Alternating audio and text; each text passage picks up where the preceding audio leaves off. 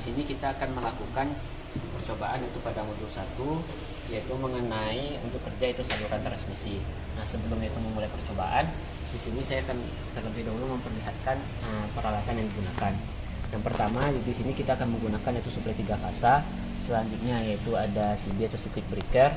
Selanjutnya yaitu ada trafo 3 fasa. Selanjutnya itu ada modal saluran transmisi 3 fasa.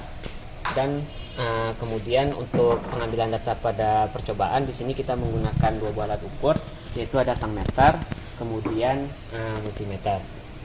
Nah, selanjutnya kita akan masuk yaitu pada percobaan pertama, yaitu modul 1, di mana di sini kita akan menentukan karakteristik kerja saluran transmisi keadaan tanpa beban. Nah, untuk percobaan pertama yaitu 1A, kita akan merangkai peralatan ini yaitu sesuai dengan percobaan 1A, yaitu untuk saluran transmisi pendek. Nah, dapat dilihat di sini yaitu bahwa untuk rangkaiannya itu telah sesuai yaitu dengan gambar 1A, di mana ini sudah kita atur yaitu sesuai dengan model saluran transmisi pendek. Nah, kemudian untuk percobaan ini di sini kita akan mengambil data yaitu berupa tegangan kirim pada sisi sini dan kemudian yaitu tegangan terima pada sisi sini. Selanjutnya kita juga akan mengambil data yaitu berupa daya reaktif. Nah, langsung saja kita akan mulai yaitu proses pengambilan data.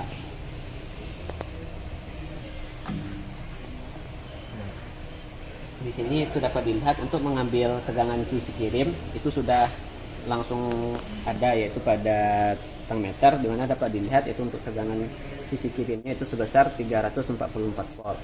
Nah, kemudian untuk mengambil daya reaktif di sini kita hanya perlu mencapitkan pada salah satu fasa pada tegangan kirim.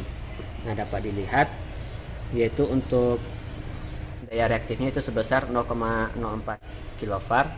Kemudian untuk mengambil data itu tegangan pada sisi terima itu pada sisi keluaran transmisi sebelah kanan, yaitu kita menggunakan multimeter.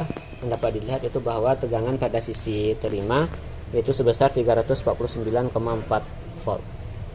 Mungkin itu percobaan pertama 1A yaitu untuk saluran pendek pada modul 1. Baiklah, selanjutnya kita masuk pada percobaan 1B, yaitu untuk menentukan karakteristik kerja saluran transmisi keadaan tanpa beban yaitu dengan saluran transmisi menengah. Nah, di sini yaitu dapat dilihat yaitu sesuai dengan gambar 1B, di mana kita akan merangkai saluran transmisi yaitu dengan panjang saluran menengah. Nah, di sini kita menggunakan yaitu kapasitor pada masing-masing fasanya. Kemudian yaitu untuk saluran menengah kita menggunakan tahanan yaitu sebesar yaitu 8 ohm untuk masing-masing fasanya. Kemudian yaitu untuk percobaan 1B ini juga sama itu dengan percobaan 1A, di mana kita akan mengambil tegangan sisi kirim dan sisi terima serta daya reaktif. Nah, untuk proses pengambilan datanya dapat dilihat yaitu di sini kita akan menggunakan yaitu tangmeter pada sisi kirim. Nah, untuk tegangan yaitu pada sisi kirimnya yaitu sebesar 344 volt. Sedangkan untuk mengambil data yaitu daya reaktifnya pada sisi kirim itu kita hanya perlu mencapit pada salah satu fasanya. Di sini itu dapat dilihat yaitu bahwa daya reaktif pada sisi kirimnya itu pada fasa pertama yaitu sebesar 0,06 kV. Nah, selanjutnya untuk mengambil data tegangan yaitu pada sisi terima itu kita menggunakan yaitu voltmeter. Nah, dapat dilihat di sini yaitu untuk tegangan yaitu pada sisi terimanya yaitu sebesar 349,5 volt. Mungkin itu untuk percobaan 1B mengenai saluran menengah. Nah, baiklah, selanjutnya kita akan masuk yaitu kepada percobaan 1C, yaitu dengan menggunakan satu saluran transmisi panjang. Nah, untuk percobaan ini dapat dilihat itu rangkanya itu pada gambar 1C. Nah, di sini pada saluran transmisi kita akan untuk saluran panjang, di sini kita akan menggunakan yaitu semua kapasitor pada saluran transmisi dan juga itu men-set yaitu untuk menggunakan saluran transmisi itu panjang. Kemudian untuk pengambilan data yaitu pada saluran transmisi panjang, di sini kita akan mengambil data yaitu sesuai dengan dua percobaan sebelumnya, yaitu mengambil tegangan yaitu di sisi kirim dan juga itu mengambil tegangan di sisi terima, lalu juga mengambil yaitu daya reaktif. Nah, untuk daya reaktif nanti kita akan mengambilnya itu menggunakan voltmeter. Jadi kita mulai cobaan 1C. Nah, di sini itu dapat dilihat bahwa untuk mengambil tegangan sisi kiri itu sama seperti sebelumnya, di sini menggunakan tangmeter, di mana untuk tegangan sisi kiri itu sebesar yaitu 348 volt. Nah, sedangkan untuk daya reaktifnya itu kita hanya perlu mencapit di salah satu fasa. Di sini itu saya mencapitnya pada fasa pertama dan didapatkan yaitu untuk daya reaktifnya itu sebesar 0,1 kV. Nah, selanjutnya untuk mengambil sisi tegangan kirim yaitu dengan menggunakan itu multimeter pada sisi terima. Untuk tegangan sisi terima itu sebesar 379 volt. Mungkin itu untuk percobaan 1C itu mengenai saluran panjang. Nah, baiklah, selanjutnya kita masuk kepada percobaan 3 yaitu mengenai saluran panjang, yaitu dengan konsep operasi kapasitansi ekivalen. Nah, yaitu untuk pada rangkaiannya di sini kita menggunakan yaitu berupa kapasitor tambah atau saluran transmisi 2 buah, yaitu pada sisi kirim yaitu dan pada sisi terima. Dan berikut adalah yaitu rangkaian dengan menggunakan kapasitor pada saluran itu transmisi. Dan di sini kita juga men-set yaitu untuk pada saluran transmisi kita menggunakan saluran panjang yaitu dengan ukuran tahan itu 13 ohm.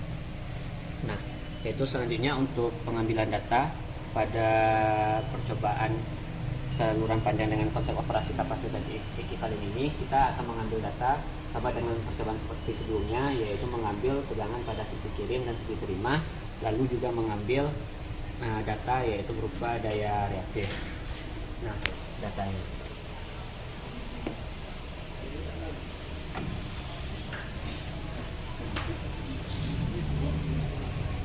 dapat dilihat yaitu dengan tangmeter. Di sini kita dapat mengambil data tegangan yaitu pada sisi kirim yaitu sebesar 354 volt. Nah, sedangkan untuk mengambil data daya reaktif yaitu kita dapat mencapit tangmeter yaitu pada salah satu fasa. Di sini saya mencapitnya itu pada fasa pertama dan dapat dilihat itu bahwa daya reaktif yang dihasilkan yaitu 0,18 kW. Nah, selanjutnya untuk mengambil data yaitu pada sisi terima, di sini itu menggunakan multimeter, di mana yaitu dapat dilihat bahwa yaitu tegangan pada sisi terima sebesar 408 volt. Nah, mungkin itu untuk percobaan saluran panjang dengan menggunakan konsep operasi kapasitansi ekivalen. Nah, baik, untuk selanjutnya kita akan masuk kepada percobaan yang ketiga yaitu dari saluran panjang, di mana di sini kita akan menggunakan rangkaian dengan konsep operasi kapasitansi tambahan pada saluran panjang. Nah, mungkin untuk rangkaiannya itu seperti ini, di mana itu maksud dari kapasitansi tambahan. Ya, di sini kita menggunakan 2 buah kapasitor di sini, dan ya untuk kapasitor ini itu kita hubungkan. Nah, selanjutnya dari data percobaan di situ kita juga mengambil yaitu tegangan yaitu di sisi kirim dan tegangan yaitu di sisi terima. Nah, kemudian kita juga akan mengambil daya reaktif dari sisi kirim. Nah, untuk pengambilan data kita akan saya simulasikan.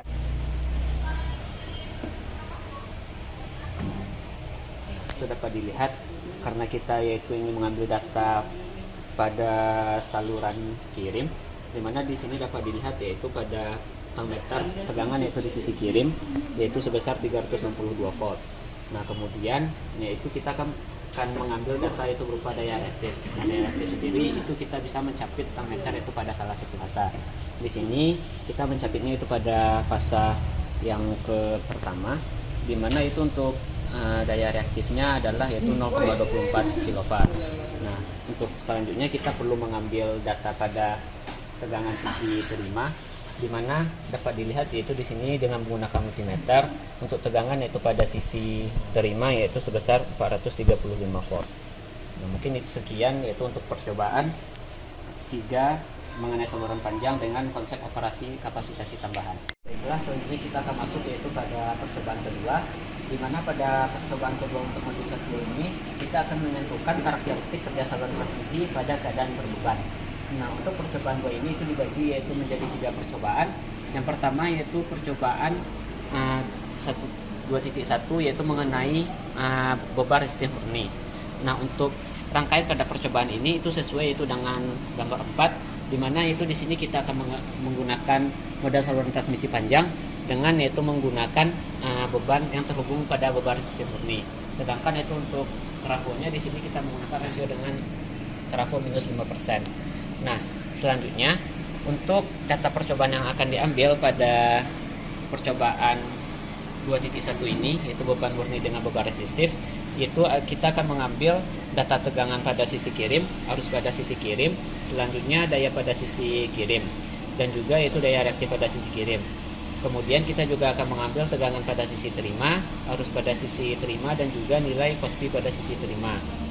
Nah, dan juga itu pada percobaan 2.1 ini untuk beban resistif murni pada 3 percobaan nanti kita akan variasikan dari bebannya yaitu 100%, kemudian itu 80%, dan juga yaitu sampai ke 60%.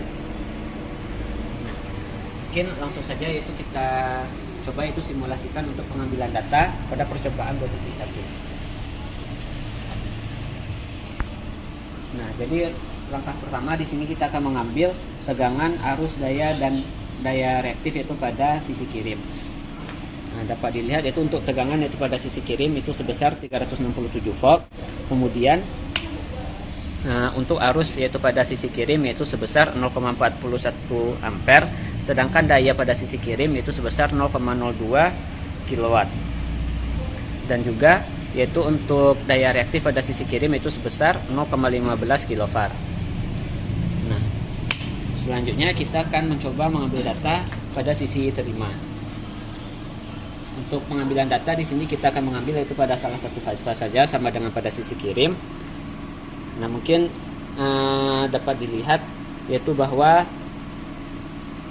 tegangan yaitu pada sisi terima itu sebesar 390 volt atau 389 volt dengan arusnya yaitu sebesar 0,23 ampere. Kemudian itu untuk nilai cospi-nya itu sebesar 0,86.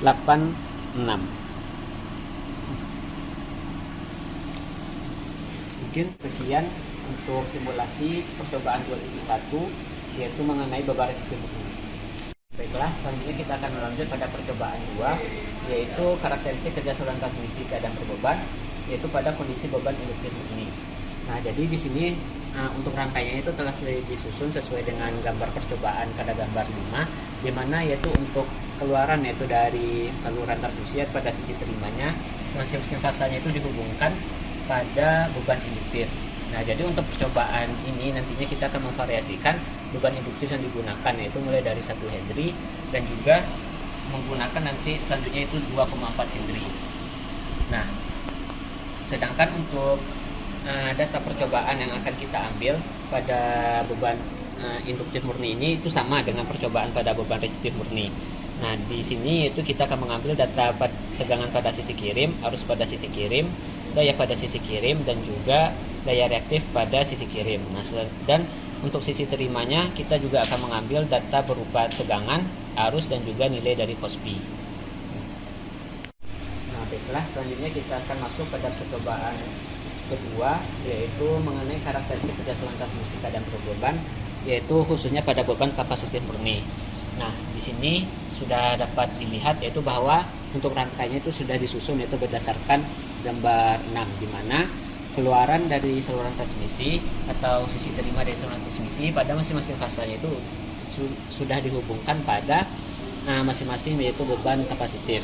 Nah, pada percobaan ini juga sama dengan pada percobaan sebelumnya. Di sini kita akan memvariasikan beban kapasitif yang digunakan, yaitu mulai dari 4 mikrofarad dan juga yaitu 10 mikrofarad. Nah, selanjutnya untuk data percobaan yang diambil yaitu pada beban kapasitif murni ini itu juga sama dengan percobaan sebelumnya, di mana di sini kita akan mengambil data tegangan, arus, daya, dan daya reaktif yaitu pada sisi kirim, dan juga kita akan mengambil data tegangan, arus, dan nilai cospi pada sisi terimanya.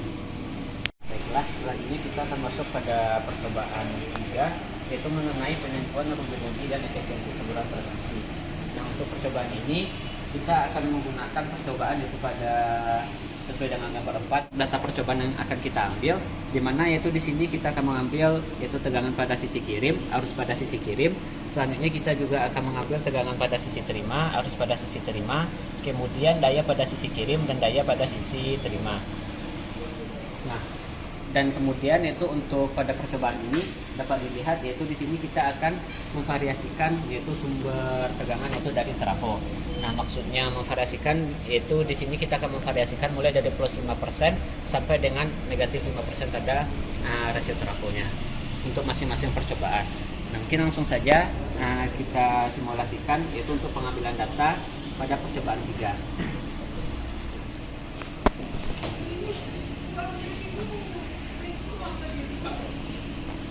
Baiklah, yaitu untuk data pertama di sini kita akan mencoba mengambil tegangan yaitu pada sisi kirim. Nah, di sini itu dapat dilihat bahwa tegangannya yaitu sebesar 406 volt. Kemudian untuk arusnya yaitu kita mengambil pada salah satu fase saja. Di sini kita ambil pada fase pertama yaitu dengan besar arus 0,45 ampere. Kemudian kita juga akan mengambil daya pada sisi kirim, di mana daya pada sisi kirim itu sebesar 0,02 kW. Nah, selanjutnya kita akan mengambil data yaitu pada sisi terima. Nah, untuk sisi terima ini sendiri kita juga akan mengambil tegangan arus dan juga daya. Nah, untuk tegangan arus dan daya itu kita juga akan mengambil pada salah satu fase saja. Dapat dilihat yaitu untuk tegangannya di sini sebesar 431 volt, untuk arusnya itu 0,25 ampere dan untuk dayanya itu 0,1 kW. Nah, mungkin sekian yaitu untuk simulasi pada percobaan 3 yaitu mengenai penentuan rujukan efisiensi saluran transmisi. Terima kasih.